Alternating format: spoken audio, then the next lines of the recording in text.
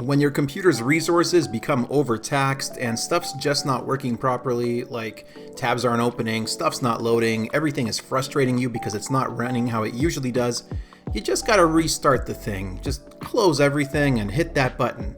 That's better. Now, I'm not calling it AEW 3.0 or the post-punk era. I'm not saying it's a return to form because AEW TV has been better than good for a long time already, and I'm not saying this was the best Dynamite ever, though it was quite good. So what am I saying? Well, I guess it's like this. The company just ran an antivirus scan, quarantined some corrupted files, then hit restart so we could continue browsing without nonsense hogging up resources and making things annoying for users. If that made sense to you, then I got news for you. You're a nerdy mark, and this video is just for you, so make sure to subscribe to my channel if you like it, you nerdy mark, you. Hope you enjoyed this pseudo-Dynamite review and opinion piece. So, there was no mention of CM Punk or the Elite on this episode of Dynamite, just a couple of veiled references and a feeling that the company's biggest stars probably aren't fans of backstage drama, sucking up all the air after a big pay-per-view show. Fair. So what did we get instead? A quick rundown. Trios titles vacated. Makes sense. AEW Championship vacated. Yay, no interim. MJF is better than Moses. And you know it. Jon Moxley is a goddamn legend. Excellent. New Trios champs. Very good. Tony and Penelope. Good. Swerve cutting off a Max Caster rap. Unforgivable. Jericho says this is his locker room. Shots fired. Jungle Boy wants to destroy Luchasaurus. Alright. Wardlow squashes niece and complains about Reddit. Okay. Bryan versus Hangman. Nice. Stokely and Co. beat up a stagehand. Wait and see. Garcia and Yuta. Local Boy makes good. Good. What stuck out most about this show was that it felt more stripped down and focused than AEW has of late, mostly by just pointing the camera at the ring and letting the wrestlers do their thing. Jon Moxley's promo was a rousing mission statement for the company at large. He wasn't just talking about the AEW Championship and what it represents, but about AEW as a company and what they represent.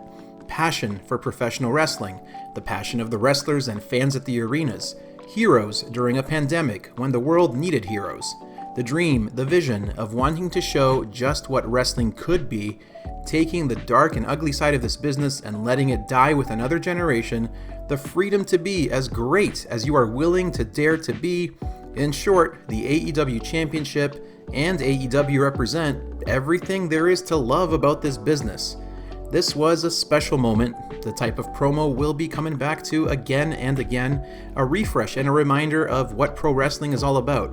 I loved it because it stripped away the backstage drama and put the focus back on the performers in front of the camera. Just a little later, Chris Jericho says, AEW is my company and this is my locker room and no one is taking that away from me, ever. Not exactly a subtle jab at a man who tried to tear down what has taken 3 years to build. This is leadership. Going by reports, Moxley, Jericho, and Danielson have been an incredibly positive presence in the back during all of the recent drama, and I genuinely hope they can keep everyone's eyes on the prize, which means no more leaks of infighting and no more going into business for yourself. And hey, we got some great pro wrestling on this show, with almost every match having at least one AEW original, Death Triangle, Best Friends, Penelope Ford, Hangman Page, and a main event that featured two guys who are probably destined to do this forever in Daniel Garcia and Wheeler Yuta. As a regular viewer, I will take the short-term quarterly viewership drop for the long-term star-building gain. What I'm saying here is that this felt like the original promise of AEW, just giving great wrestlers a chance to wrestle. Rampage looks like it might be going back to basics too, with the original formula of 3 matches and a talking segment announced ahead of time. It's only 1 week, heck, not even, but it's a promising start. Between the entertaining return of MJF, the rousing speech of Jon Moxley, and the great pro wrestling we got on this episode, this Dynamite felt comforting. Like everything is gonna be okay. Call me dramatic if you want, but this stuff's important to me, and I want it to continue on for years to come.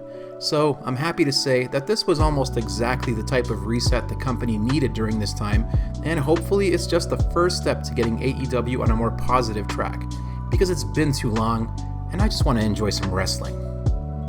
But what did you think of everything that happened in AEW this week, and are you optimistic for the months ahead? Who should win the vacated AEW Championship, and why shouldn't it be Jon Moxley? Let me know in the comments, and if you liked this video, make sure to subscribe to my channel. Thank you all so much for watching. I appreciate it.